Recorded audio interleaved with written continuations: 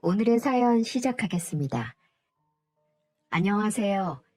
요즘처럼 추운 날 다들 어떻게 보내고 계신가요? 저는 올해로 30 후반에 접어든 여자입니다. 얼마 전부터 정말 지옥에서 벗어나 새로운 인생을 살고 있는데요. 결혼 생활 동안 정말 충격적인 일을 겪으며 사람은 역시 보이는 게 다가 아니라는 걸 깨닫고 이혼을 하고 혼자서 지내고 있답니다. 제가 어쩌다 이런 길을 택하게 됐는지 여러분께 한번 말씀드려 보도록 하겠습니다. 제 사연을 들으시며 많은 분들이 분노하고 화를 내실 것 같네요. 저는 분식집을 운영하는 엄마와 단둘이 유년 시절과 학창 시절을 보냈습니다. 아빠는 제가 유치원 다닐 때 사고로 그만 먼저 하늘나라로 가셨거든요. 과부가 된 엄마는 다른 남자와 재혼을 안 하시고 오로지 저만 바라보시며 희생을 하셨습니다. 엄마는 언제나 제 편이셨어요. 사춘기에 접어들면 보통 한 번씩은 반항 같은 걸 하잖아요. 저도 여느 아이들처럼 예민한 시기가 있었는데 그때도 엄마는 싫은 소리 한 번 하지 않으시고 저를 안아주셨습니다. 한 번은 학교에서 시험을 봤던 날이었는데 그날 제가 시험을 망치고야 말았어요. 항상 반에서 나름 3등 안에는 들었는데 딱 봐도 이번에는 10등 밑으로 떨어질 것만 같은 불길한 마음이 들더라고요. 그래서 그날은 집에 가자마자 침대에 누워 이불을 둘러쓰고 속상해서 울고 있었는데 엄마가 제 방문을 두드리더니 저를 찾으시더라고요. 우리 딸 저녁 먹어야지. 됐어, 안 먹어. 엄마나 먹어. 그래도 먹어야지. 배고프면 잠도 안 오고 아무것도 하기 싫은 법이야. 어서 와, 우리 딸이 좋아하는 고기 반찬 해놨어. 먹기 싫더라도 엄마랑 맛있게 먹자. 얼른. 아니, 먹기 싫다는데 왜 사람을 짜증나게 하는데?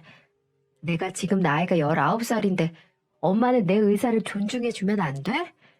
내가 기분이 안 좋아서 안 먹겠다고 하면 그런가 보다 하고 넘어가면 안 되냐고. 언제까지 우리 딸 이러면서 시시때때로 간섭하려고 그러냐고. 지겨워 죽겠어 정말. 빨리 문 닫고 나가. 어, 알았어. 엄마가 미안해. 엄마는 이렇게 제가 짜증을 내고 막말을 일삼아도 제게 소리 한 번 내지 않으셨습니다. 그 이유는 단 하나였어요. 저희 아빠는 제가 유치원 때 돌아가셨다고 하는데 솔직히 기억이 잘 나지 않습니다. 그때부터 엄마는 제가 가엾고 불쌍해 보였는지 회초리보다는 사랑으로 저를 보듬어 주셨어요. 하지만 저는 그 마음을 감사하게 생각하기보단 엄마니까, 나를 낳아주신 엄마니까 당연한 거 아니야? 이렇게 생각을 하고 살았던 것 같습니다. 참 나쁜 딸이었죠. 그러던 어느 날 학교에 다녀와 냉장고에서 물을 꺼내 먹으려고 하는데 식탁 위에 무슨 병원 검사 결과지 같은 게 제 눈에 보였습니다. 엄마는 화장실에서 일을 보고 있었고 호기심에 이건 뭐지? 하고 들여다보게 되었죠. 저는 그 종이를 들여다본 순간 충격을 받고야 말았습니다. 거기에는 엄마가 유방암이라는 진단을 받은 결과지였어요. 항상 제 보호자가 되어 저만 바라보며 사시는 엄마가 암이라는 소식을 듣고 먹고 있던 컵을 바닥에 떨어뜨리고 말았습니다. 그 소리를 듣고 놀래서 들어온 엄마는 제가 그 종이를 들고 있자 눈치를 채셨는지 아무 말도 안 하시고 먼저 저를 안아주셨습니다. 걱정 마. 엄마는 이겨낼 거야. 엄마 아무렇지도 않아. 이렇게 오히려 저를 안심시켜 주시던 분이셨어요. 그때부터 갑작스럽게 유방암이라는 진단을 받은 엄마는 제가 지금껏 알았던 엄마와는 달리 너무 힘들어하는 모습이셨어요. 날이 갈수록 얼굴색은 안 좋아지셨고 점점 말라가셨습니다. 그때 처음으로 무섭다는 생각이 들기 시작했고, 정말 잘못되기라도 할까봐 하루라도 눈물을 흘리지 않는 날이 없었던 것 같아요. 이 세상에서 가장 사랑하는 사람이 이 세상을 떠날 것 같은 불안감이 들었기 때문이었죠. 그런 모습을 본 엄마는 오히려 저를 더 안심시켜 주었습니다. 괜찮아, 괜찮어. 요즘 유방암은 암도 아니야. 아마 약이 독해서 그럴 거야. 수술도 잘 끝났으니까 너무 걱정 안 해도 돼. 이 엄마는 우리 딸 놔두고 안 죽어. 그러니 유난 떨지 말고 가서 공부해. 이제 수능도 얼마 안 남았잖아. 무슨 소리야. 내가 인터넷 검색해보니까 유방암도 잘못하면 죽는 사람들 수없이 많다고 하던데. 근데 내가 어떻게 걱정을 안 하겠어. 그건 운이 안 좋은 거고, 이 엄마는 쉽게 안 죽어. 그 대신 엄마 스트레스 받게 하면 안 돼. 그러면 암이 더 악화될 수 있다고 하니까 엄마 스트레스 받게 하지 마, 우리 딸. 그러니 엄마랑 약속 하나 하자. 엄마도 꼭 이 병 나을 거니까 우리 딸도 엄마 그만 신경 쓰고 공부 열심히 해서 수능 잘 보겠다고. 만약 그래만 준다면 엄마는 이 지독한 암이 싹 없어질 것 같아. 엄마 말 무슨 말인지 알지? 엄마는 본인도 힘이 들면서 저를 더 생각해 주셨습니다. 그래서 저는 제가 할 수 있는 건 오로지 엄마의 바람뿐이라는 걸 알고 열심히 수능 준비를 했습니다. 엄마가 머리카락이 빠지고 힘겨워하실 때도 저는 독하게 공부에 매진했어요. 그런 덕분에 저는 제가 원하는 학교에 들어갈 수가 있었습니다. 누구보다 기뻐하신 분은 엄마셨고, 거짓말 같게도 엄마의 병은 점점 좋아지셨어요. 엄마는 그 힘들다는 치료 과정을 다 이겨내시고 다시 건강한 제 엄마로 돌아와 주셨습니다. 그 과정을 거치면서 우리 모녀 사이는 더욱더욱 돈독해졌어요. 그래서 그날 이후부터는 여행도 같이 다니고 맛있는 음식도 같이 먹으러 다니기도 했고요. 보통 20대 때는 남자친구와 그런 식으로 데이트를 해야 하는데 저는 제 옆에 엄마가 있었기에 남자가 필요하다는 생각을 하지 않았습니다. 딸, 이제 엄마 좀 놔주고 남자 좀 만나. 이러다 노처녀 돼서 늙을 때까지 엄마 괴롭히는 거 아니야? 에이, 엄마 무슨 소리야. 다 때가 되면 갈 거니까 걱정 마세요. 그리고 나 인기 많아. 학교에서도 나한테 대시한 사람이 얼마나 많은데. 근데 하나같이 마음에 안 들어서 축구공처럼 뻥 차버렸어. 나 잘했지. 아이고, 못 산다 내가 못 살아 정말. 이렇게 말을 하며 장난도 치곤 했었는데 지금은 그런 엄마가 이 세상에 존재하지 않네요. 아무튼 그렇게 대학교를 졸업하고 회사에 취직을 하게 됐습니다. 거기에서 남편을 처음 만나게 되었어요. 제 인생의 첫 남자이자 첫 남편이었죠. 저는 회사에서 비서 일을 하고 있었고 남편은 그때 옆 부서에 새로 이직한 팀장이었습니다. 회사 워크숍에서 우연히 둘이 바다 산책을 하게 되었는데 그때 처음으로 남편이 제게 고백을 하더군요. 평소에 눈여겨봤다면서 말이죠. 좀 당황스러웠어요. 회사에서도 몇 번 마주치지도 않고 말도 한 번도 해본 적 없는 사람이 갑자기 고백이라니요. 하지만 저도 싫지는 않았습니다. 회사 내에서도 책임감 있다고 평판이 좋은 사람이었고 수줍게 제게 말하는 그 모습을 보고 그때는 참 순수하다는 생각도 들었던 것 같아요. 그렇게 몇 번의 만남을 갖고 결국 못 이기는 척 저는 고백을 받아주었습니다. 그런데 연애를 할수록 이상한 점이 있었어요. 회사에서 받는 월급에 비해 너무 씀씀이가 컸다는 거였습니다. 타고 다니는 차도 벤츠였고 정장도 고급 정장에 시계도 1,000만 원이 넘어가는 시계도 차고 다니기도 했고요. 그래서 부모님이 뭘 하시는지 물어보니 아버지는 건물 관리하시고 어머니는 부동산을 운영한다고 했습니다. 딱 보니 좋은 부모님을 만나 복에 겨운 생활을 하는 듯 보였죠. 매달 대출금을 갚을 걱정하며 사는 저희 집과는 비교가 되더군요. 그리고 무엇보다 결혼할 사람은 경제적인 차이가 많이 나면 안 좋다는 말을 많이 들었기 때문에 괜시리 걱정이 되기도 했습니다. 하지만 남편은 씀씀이가 컸을 뿐이지 제게는 한없이 다정한 사람이었기 때문에 우리는 2년의 시간을 함께했고 그렇게 우리는 결혼이라는 긴 여정에 함께 발을 들이게 되었죠.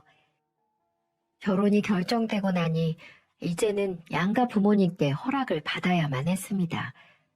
그런데 처음 만나게 된 시어머니의 인상은 썩 좋지가 않았어요. 평범한 집안이란 이유로 저를 탐탁지 않게 보시는 게 느껴졌거든요. 저를 처음 보자마자 무슨 사람을 신문하는 것처럼 얘기를 하시더군요. 그래, 니네 아버님은 일찍 돌아가셨다고? 어머님이 혼자 고생 꽤나 하셨겠구나. 그래, 어머님은 뭐 하시니? 네, 어머님은 동네에서 작은 분식집 하고 계세요. 어머, 분식집? 그 김밥이랑 라면 파는 데 아니야? 그거 팔아서 몇 푼이나 남는다고. 네, 맞아요. 분식집 하시면서 저 대학까지 보내주신 훌륭한 분이세요. 누구보다 제게 소중한 분이시고요. 저는 은근히 저희 엄마를 깔보는 예비 시어머니에게 저희 엄마에게 그런 식으로 말하지 말라는 말투로 최대한 기분 나쁘지 않게 말을 했습니다. 그래, 그건 됐고, 너 혹시 빚은 있니? 대출금 같은 거 말이야. 요즘 학자금 대출이니 캐피탈 대출이니 이런 거 빌리고 시집 와서 시댁에 돈 갚아달라고 하는 며느리들 많다고 하더라고. 난 그런 개념 없는 며느리는 드릴 생각이 없다. 그래서 그런데 말해봐. 있어, 없어? 그렇게 말을 하며 제가 대답을 하기를 원하시더군요. 기분이 좋지 않았습니다. 아니, 나빴습니다.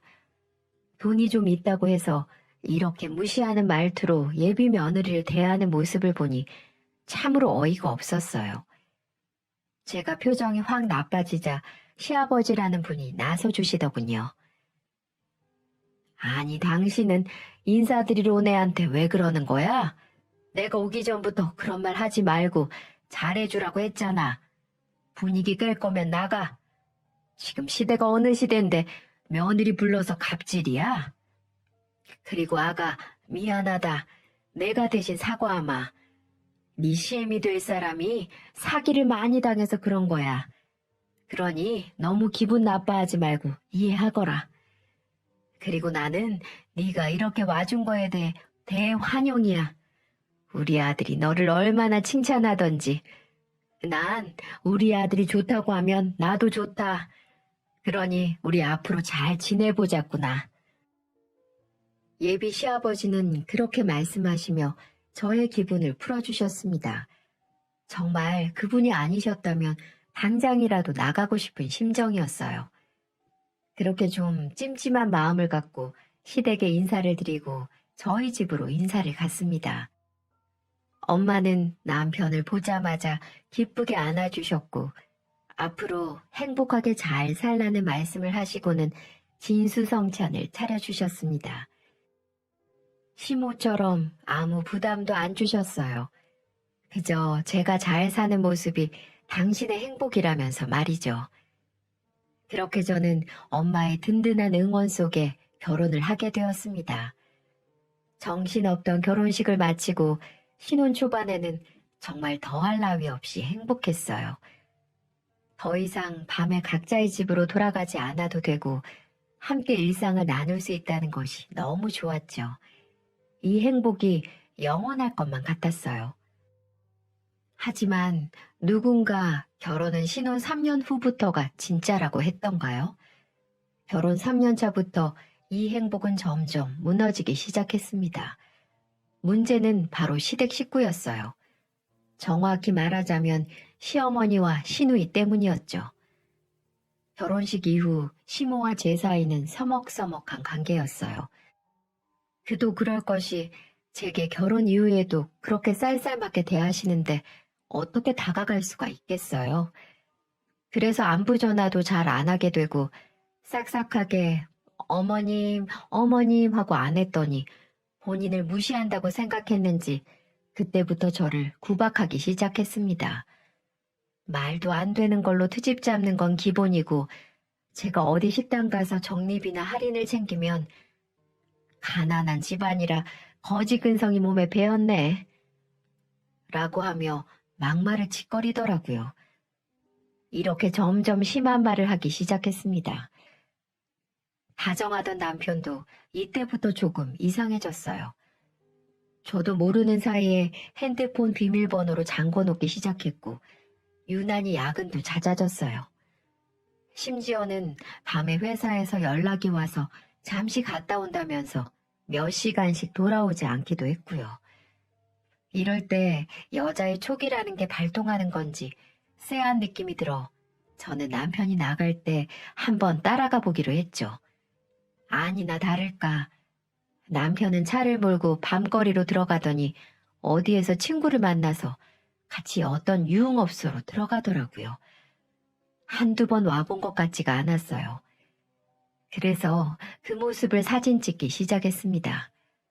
나중에 이 사람은 그런 적 없다고 딴소리 할 게 뻔했거든요.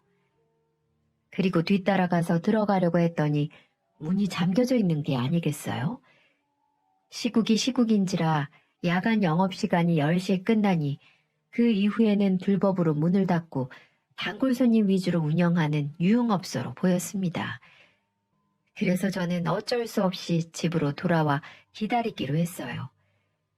그렇게 시간이 흐르고 새벽 2시가 되어서야 술에 취해서 어슬렁어슬렁 들어오더군요.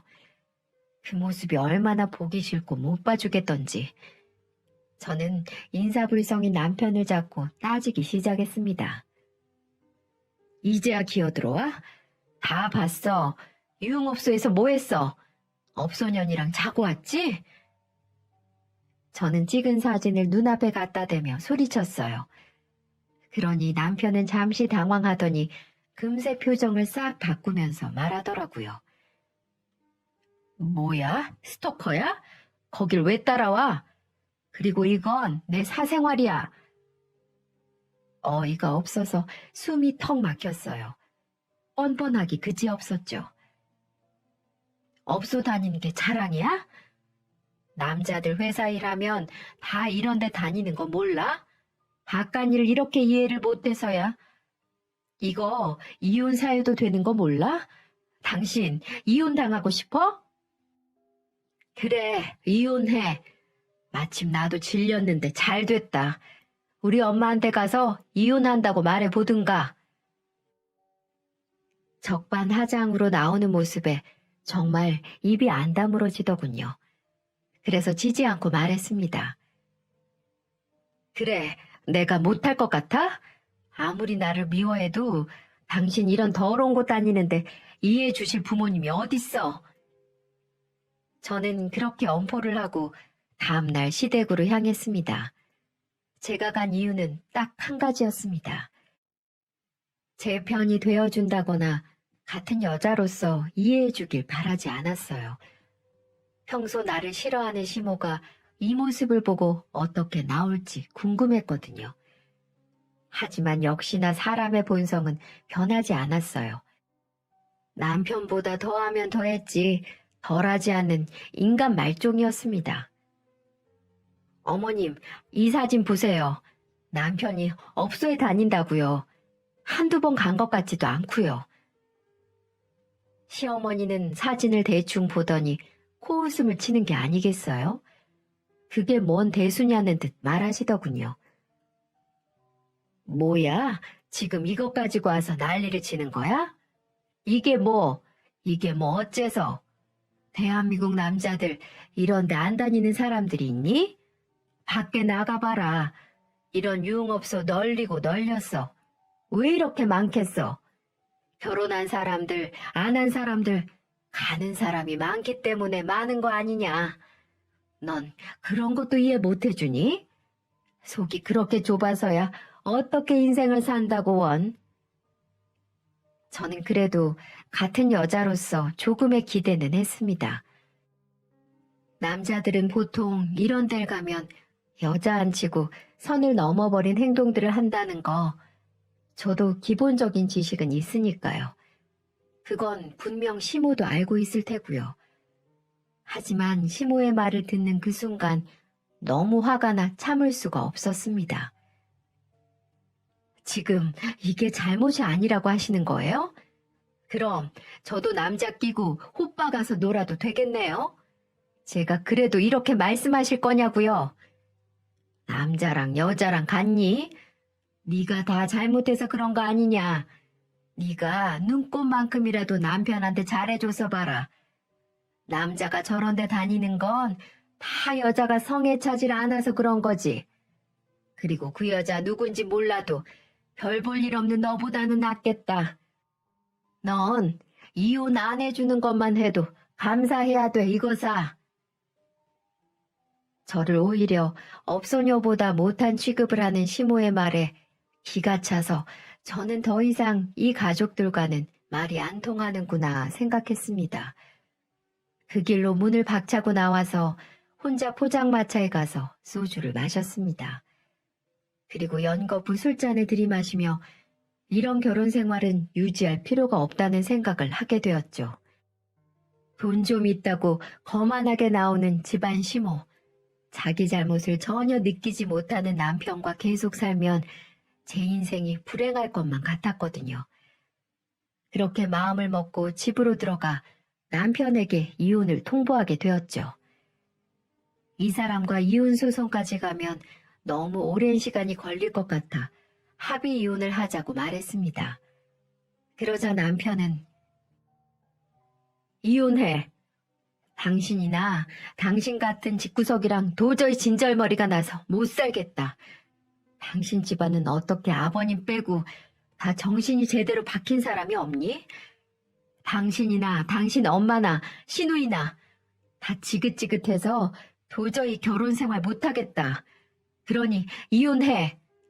당신도 그걸 원해서 여자 만나고 다니는 거 아니겠어? 뭐?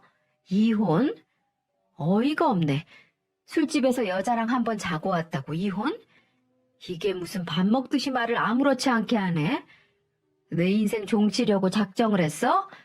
난 이혼 못하니까 소송을 걸든 뭘 하든 네가 알아서 해. 그렇게 말을 하며 밖으로 나가버리는 게 아니겠어요? 나한테 미안하다고 빌어도 모자랄 판에 저렇게 뻔뻔하게 나오니 그냥 눈물이 나더라고요. 결혼 전에 그렇게 착하고 다정했던 남자가 왜 3년 만에 나한테 이렇게 행동을 하는지 정말 시간을 되돌리고만 싶었습니다. 그리고 며칠 후 도무지 참기 힘든 일이 벌어지게 되었어요. 어느 날 웬일로 시어머니가 몸에 좋은 거라면서 영양제를 챙겨 오셨더라고요. 꼭 매일 같은 시간에 먹으라는 당부와 함께 말이죠. 저한테 갑자기 잘해줄 리가 없던 터라 너무 느낌이 이상해서 영양제 사진을 찍어 인터넷에 올려 어떤 약인지 검색해봤습니다. 근데 세상에나 전 또 한 번 깜짝 놀라고 말았어요. 알고 보니 이건 영양제가 아니라 경구 피임약이었더군요. 온몸에 소름이 돋았어요. 며느리한테 피임약을 먹이는 시모라니. 저는 너무 충격받아서 바로 전화를 걸었습니다. 어머니, 이게 무슨 짓이에요? 이거 영양제 아니고 피임약이잖아요. 세상에 며느리한테 피임약 먹이는 시어머니가 어딨어요?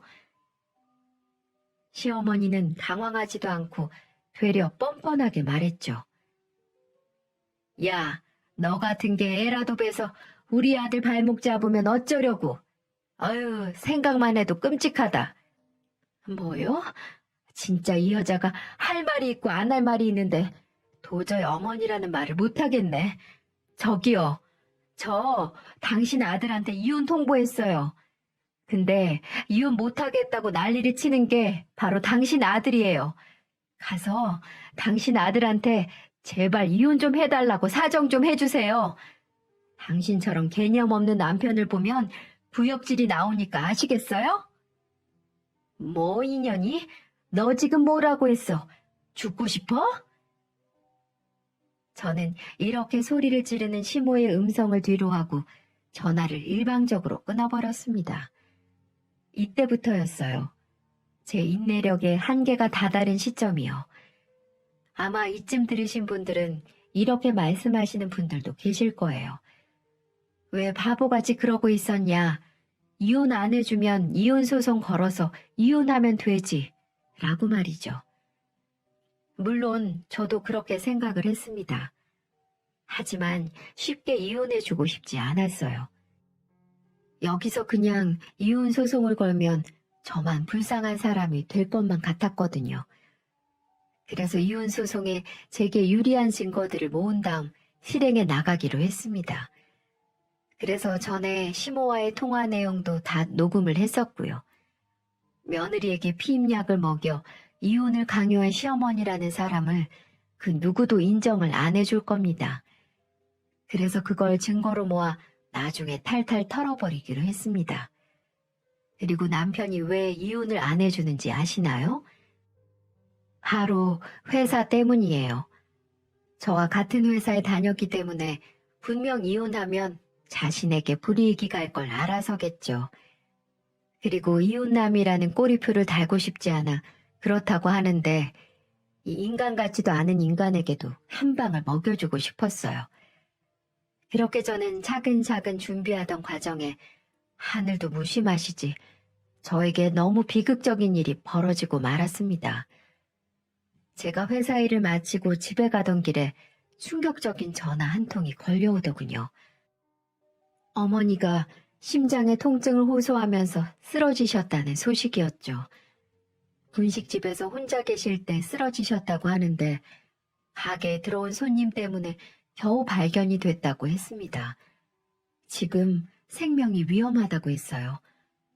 저는 충격적인 소식을 듣고 엄마를 잃을지도 모른다는 두려움에 휩싸여서 울면서 병원으로 향하는 택시를 탔습니다.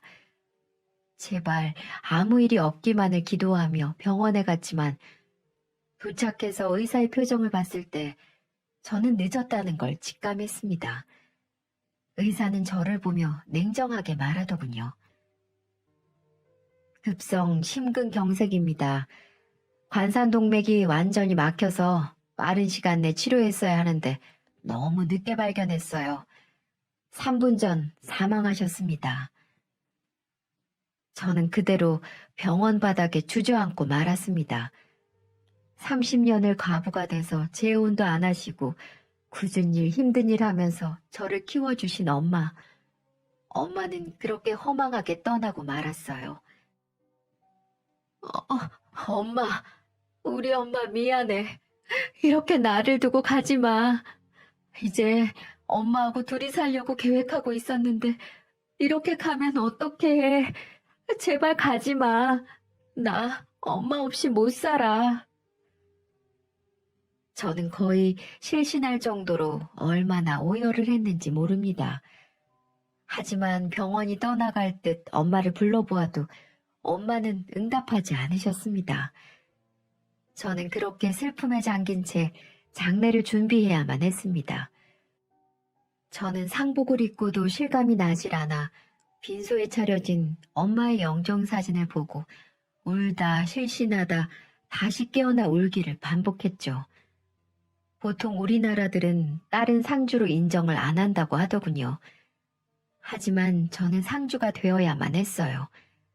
제게는 아빠도 형제들도 없었거든요. 바로 제 옆에 있어야 할 남편에게 연락을 했지만 돌아오는 대답은 안타깝게 됐네. 근데 오늘은 시간이 안 될 것 같아. 사실 귀찮기도 하고. 솔직히 우리 사이 안 좋은 건 사실이잖아. 아무튼 시간 내서 내일이나 내일 모레 한번 들릴게. 이러고 전화를 끊더군요. 같이 문상객들을 맞이해야 할 남편 놈은 장모가 죽었는데도 아무렇지 않게 말을 하는 모습을 보고 제 가슴은 찢어질 듯 아파오더군요. 그래도 인간이라면 인간으로 태어났다면 저러지는 않을 텐데. 무심하게 말을 하는 남편을 보고 가슴이 찢어질 듯이 아파오더군요. 장례식 첫째 날 시댁 식구들은 정말 코빼기도 비치지 않았습니다. 둘째 날이 되어서야 남편이 잠시 얼굴만 비치고는 바쁘다며 돌아갔고, 곧이어 시댁 식구들이 찾아왔어요. 평소엔 꼴도 보기 싫었지만 그래도 찾아오니 인사는 건넸습니다. 그런데 빈소를 나온 시모와 시누이가 저를 장례식장에 붙어있는 골방으로 부르더군요. 지쳐있던 저는 비틀거리며 따라 나섰습니다. 그리고 저를 앞에 세워두고는 팔짱을 끼고 황당한 말을 하기 시작하더군요. 예, 많이 힘들겠지만은 장례식을 꼭 3일장을 치를 필요가 있니? 내일 모레 토요일에 네 시누이 결혼식인 거 알지? 재수없게 장례식 날 결혼식 올릴 순 없잖아. 그러니 오늘까지 마무리하고 내일 납골당으로 모셔라. 어차피 넌 가족들도 없어서 오래 놔둘 필요도 없잖아. 사부인도 빨리 하늘나라로 가길 원하실 거야. 무슨 말인 줄 알았지? 여러분, 이게 말이 되는 소리인가요? 친정 엄마가 돌아가셨는데 시누이 결혼식을 해야 되니 장례식 그만하고 납골당으로 모시라뇨. 그래요, 언니. 하필 이럴 때 돌아가셔서 제가 얼마나 입장이 난처한 줄 아세요? 그래도 우리는 가족이니 이렇게 배웅해드리러 왔잖아요. 그러니 이제 언니도 우리 엄마 말처럼 어머니 보내드려요. 어머니도 그걸 원하실 거예요. 혹시라도 언니 때문에 재수 없어서 저 결혼 망가지면 언니가 책임지실 거예요? 시모도 모자라 이제는 시누이까지 고인을 두고 그렇게 말을 하니 이성을 잃고 말았습니다. 뭐 인연들아? 니네가 사람이야 짐승이야? 니네 부모가 죽었다면 이렇게 말을 할 거야? 이런 천하의 죽일 년들. 이렇게 말을 하면서 두 년의 머리채를 잡아버렸습니다. 저도 놀랄 정도로 어디에서 제게 그런 초인적인 힘이 나온 건지 모르겠지만 머리채 잡는 것도 모자라 제 눈에 보이는 모든 물건들을 던져버렸어요. 너 지금 뭐 하는 짓이야? 그만하지 못해? 라고 시모라는 인간의 소리가 들렸지만 이미 이성을 잃은 저는 무서울 게 없었습니다. 그럴수록 저는 더 분노하고 그들에게 달려들었죠. 결국 그들은 얼굴이 만신창이가 되어서는 결국 쥐새끼처럼 도망가기 바쁘더군요. 인간 같지도 않은 그들에게 인간으로 대해줄 필요가 없었어요. 장례식이 다 끝나고 꼭 복수를 해주기로 했어요. 저는 그렇게 한바탕 울분을 토하고 3일 동안 장례식장에서 엄마를 고이 지켜드리고 제가 사는 곳에서 가장 가까운 곳에 엄마를 모셨습니다. 납골함 앞에 엄마와 다정하게 찍었던 사진을 걸어놓고 내가 잘 사는 모습 지켜보라고 말을 하고 저는 어느 곳으로 향했습니다. 바로 그곳은 시누이의 결혼식장이었어요. 제가 받은 만큼 똑같이 해주고 싶었습니다. 결혼식장에 들어가니 시모와 남편은 곱고 멋있게 차려입고 하객들을 맞이하고 있더군요. 가증스런 얼굴을 하며 축하 인사를 받는 그 사람들을 보니 토할 것만 같았습니다. 그리고 그들을 맞이한 하객들 중에는 저희 회사 상무님, 직원들도 보였고요. 그리고 제가 바라본 한 곳은 시누이 시댁인 신랑 쪽이었습니다. 참으로 인상이 좋고 신랑 또한 인상이 너무 좋아 보였어요. 저런 좋은 집안에 시누이라는 여자가 결혼한다고 생각하니 참 불쌍해 보이더군요. 시누이의 실체를 알아야 할 텐데 말이죠. 저는 그때 계획을 실행하기로 했습니다. 먼저 제가 입고 있던 자켓을 벗어버리고 그들에게 다가갔습니다. 그랬더니 결혼식장이 아수라장이 되고 말았습니다. 제가 자켓을 벗어 던지고 입고 있던 옷은 바로 다름 아닌 상복이었거든요. 결혼식장의 상복이라니, 이 말도 안 된 광경에 모든 하객들이 저를 바라보기 시작했어요. 어머, 저 여자 뭐야? 미친 거 아니야? 별꼴이야.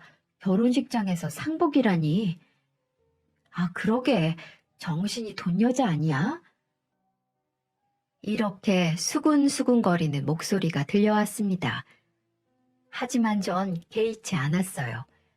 전 그 신랑 쪽으로 가서 시댁의 실체를 다 폭로해버렸습니다.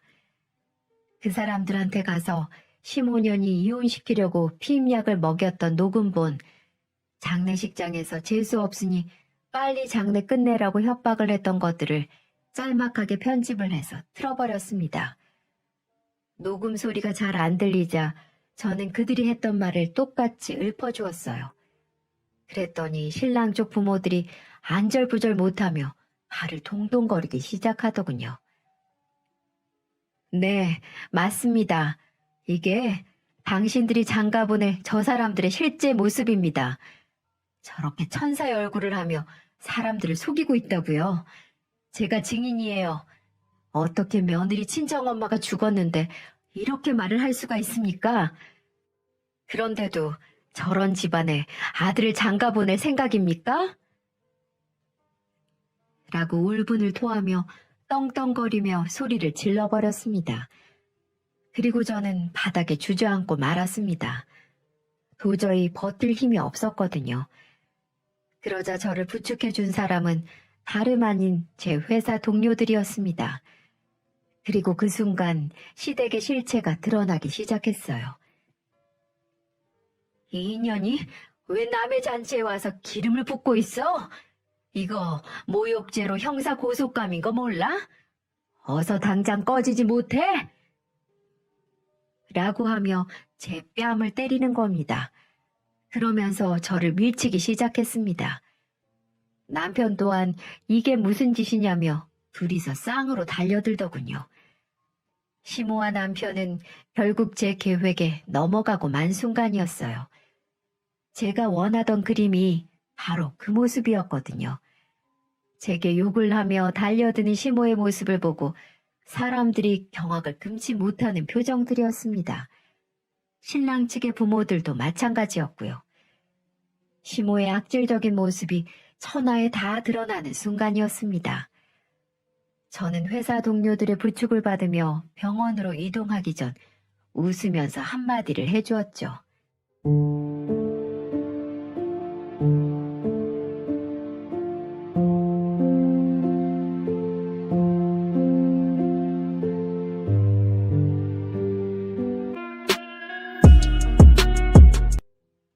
바보 같은 인간.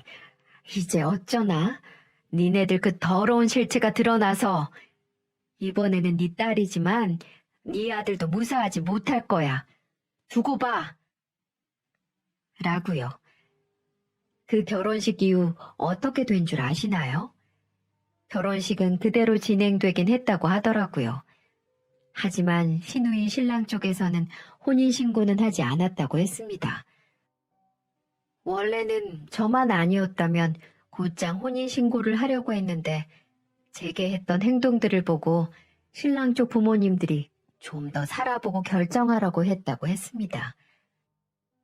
하지만 2달도 안 돼 시댁과 시누이의 본 모습을 알고 갈라섰다고 하더군요. 먼저 시누이부터 무너지는 순간이었어요.